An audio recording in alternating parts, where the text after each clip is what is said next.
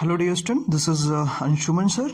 I hope you are doing well, and today we are going to discuss our lecture number 1.10, and today we discuss about how to derive the equation of motion by graphical method.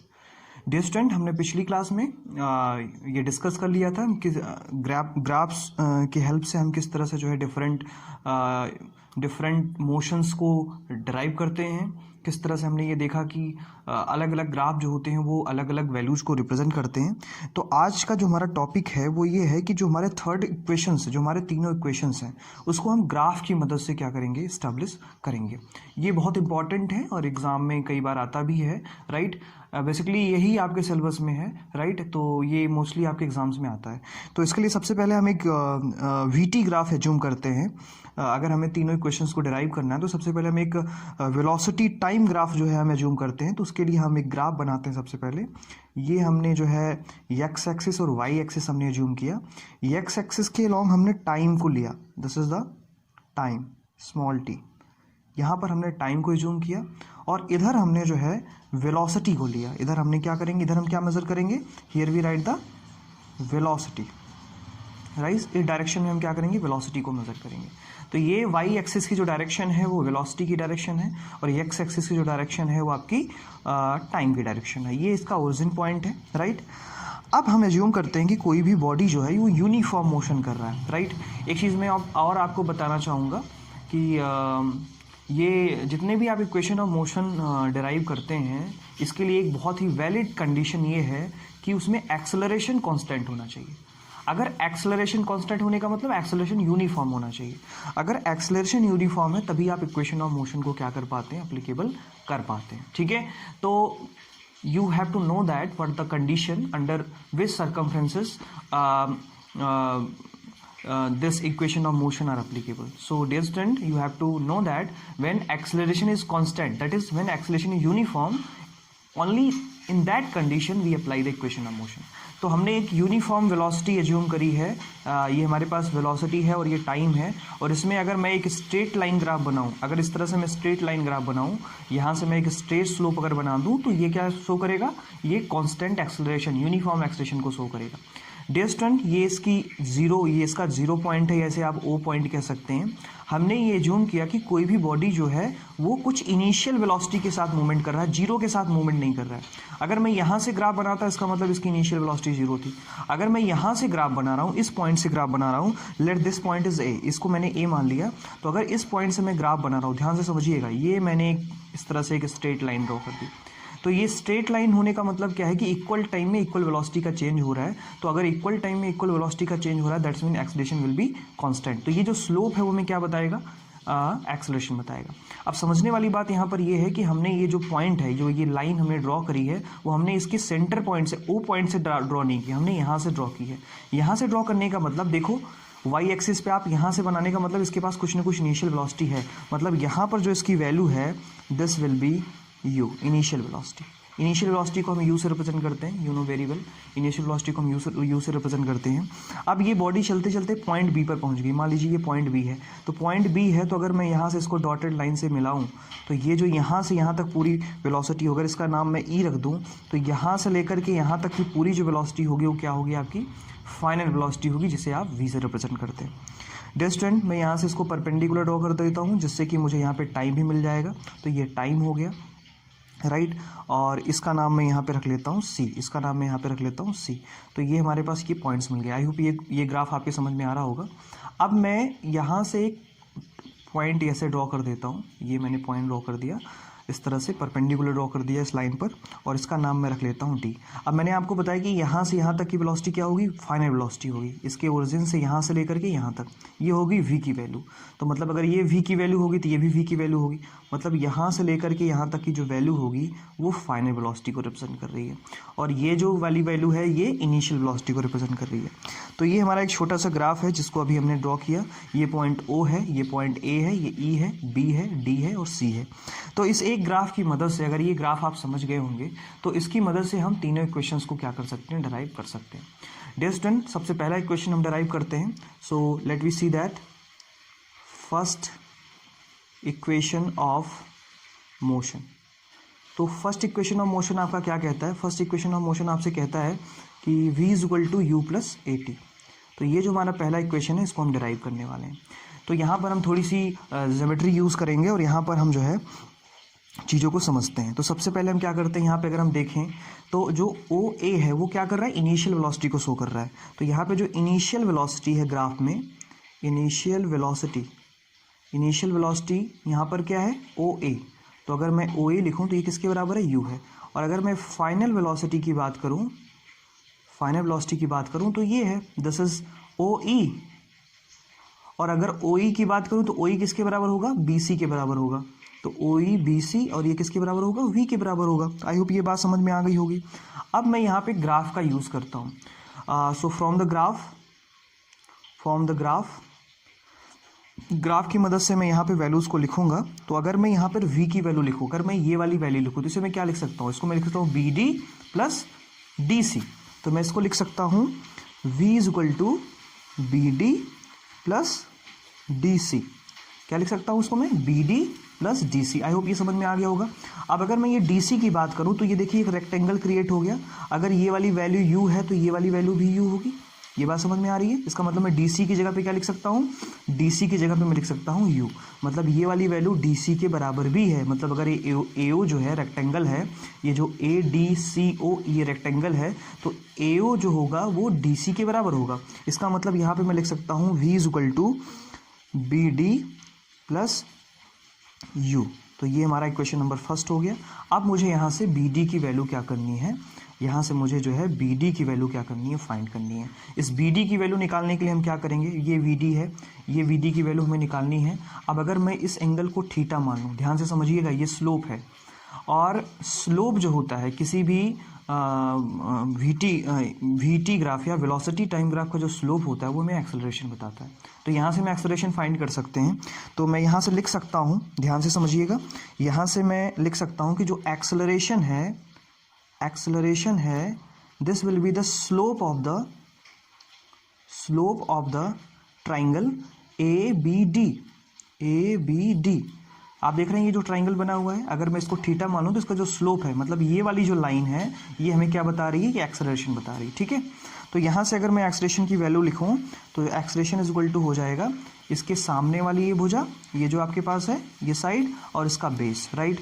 आप टेक्नोमेट्री पढ़ेंगे तो टेक्नोमेट्री में भी आप बहुत सारी चीज़ों की बात करते हैं। टेक्नोमेट्री में देखिए आप क्या करते हो, एक्सेलरेशन इज इक्वल टू होता है वेलोसिटी अपॉन टाइम। तो यहाँ पे वेलोसिटी क्या है, बी डी है। देखो ये वाली डिस्टेंस वेलोसिटी पे ली जा रही है, तो ये हमें वेलोसिटी को रिप्रेजेंट करेगा। तो बी डी मैंने लिख लिया अपॉन, इसके बाद अगर ये डिस्टेंस टी है तो ये वाली डिस्टेंस भी टी होगी। ध्यान से समझिएगा, ये वाली डिस्टेंस भी टी होगी। इसका मतलब B D upon A D, right.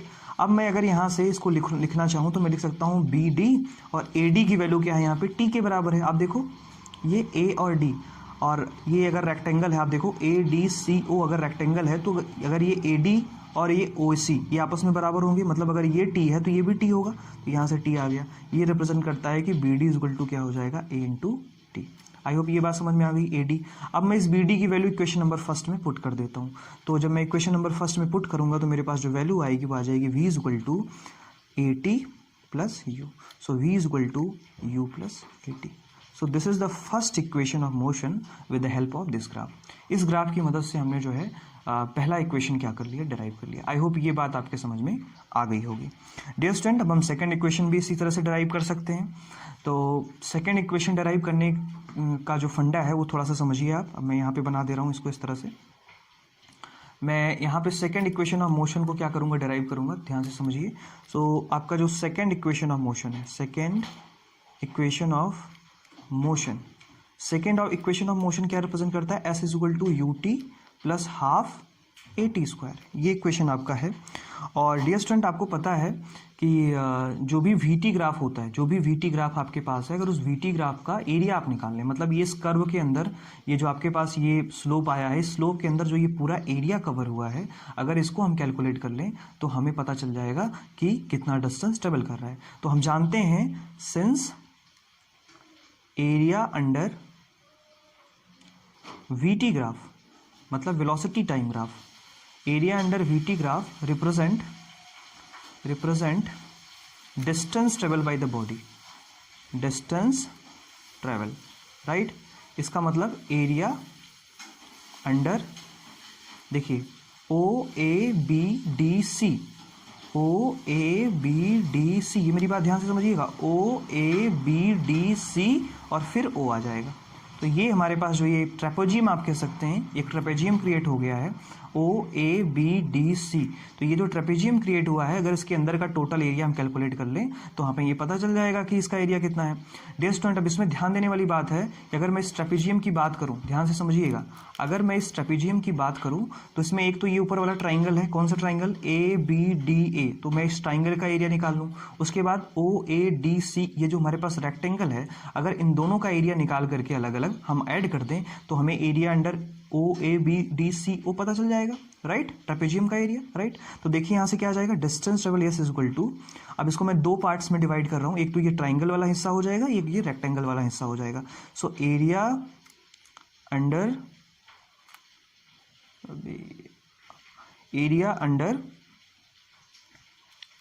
Triangle A B D, right, plus area under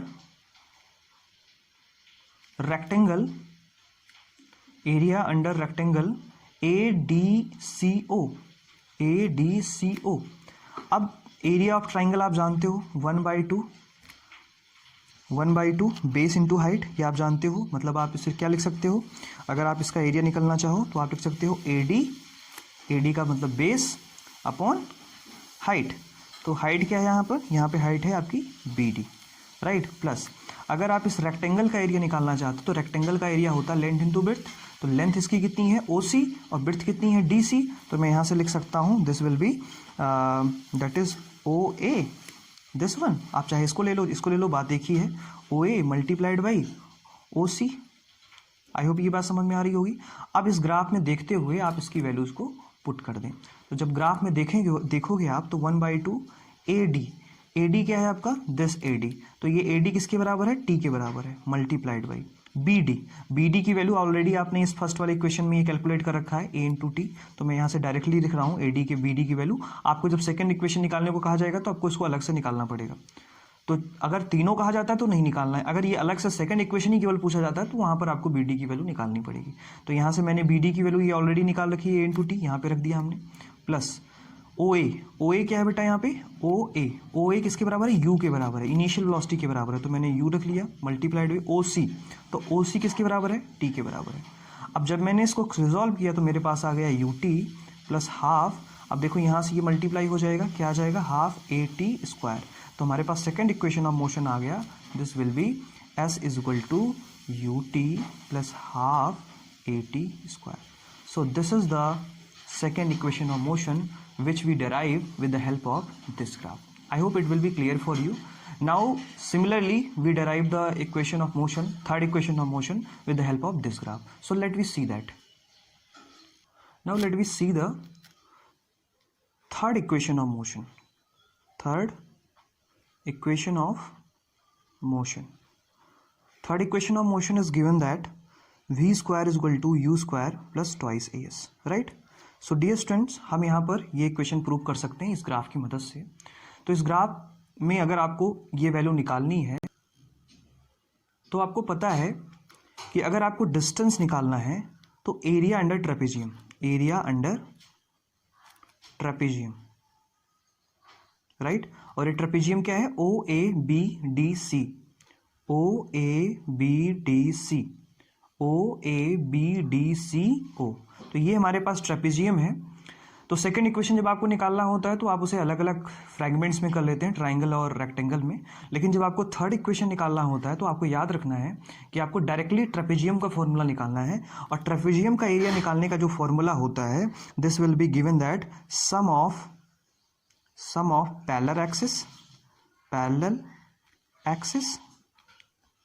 parallel axis multiplied by height by 2। तो ये फॉर्मूला डियर स्टूडेंट आपको याद रखना है, आपने छोटी क्लास में पढ़ा भी होगा कि ट्रेपेजियम का एरिया किस तरह से निकालते हैं। तो डिस्टेंस, क्योंकि डिस्टेंस किसी भी वीटी ग्राफ के अंदर जो एरिया कवर हो रहा है वो डिस्टेंस देगा, ये तुम्हें पता है। अब यहाँ पे ट्रेपेजियम का डायरेक्ट फॉर्मूला लगाएंगे, that is the sum of the parallel axis multiplied by height upon 2।